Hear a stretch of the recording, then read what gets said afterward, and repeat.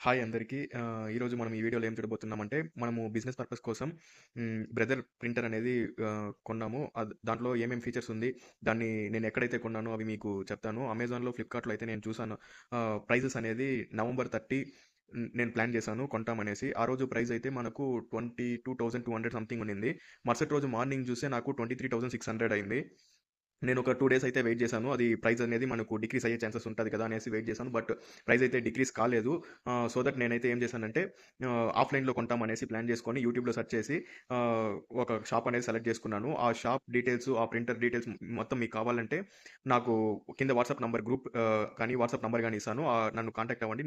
నేను మీకు డీటెయిల్స్ అనేది పంపిస్తాను. అండ్ దెన్ ప్యాకింగ్ అయితే ఎక్సలెంట్ ప్యాకింగ్. నీట్‌గా ప్యాక్ చేసి బబుల్ ర్యాప్‌తో ప్యాక్ చేసి ఇచ్చిన్నారు. మీరు వీడియోలో అయితే చూడొచ్చు.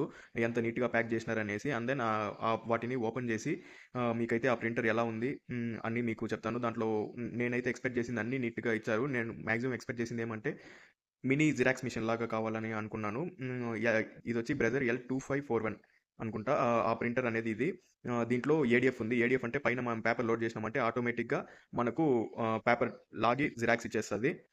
అది ఉంది. డ్యూప్లెక్స్ ప్రింటింగ్ ఉంది. డబుల్ సైడ్ ప్రింట్ కావాలన్నా డబుల్ సైడ్ ప్రింటింగ్ కూడా దీంట్లో ఇచ్చుకోవచ్చు. మనకు వర్క్ అనేది చాలా ఫాస్ట్‌గా కంప్లీట్ అవుతదనేసి నేను ఈ ప్రింటర్‌ని అయితే సెలెక్ట్ చేసుకున్నాను.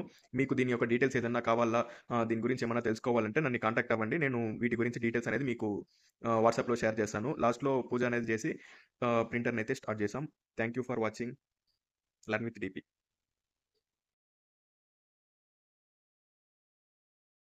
And then after unboxing complete అయినాక క్యాట్రేజ్ అనేది మనము రిమూవ్ చేయాల్సి వస్తుంది.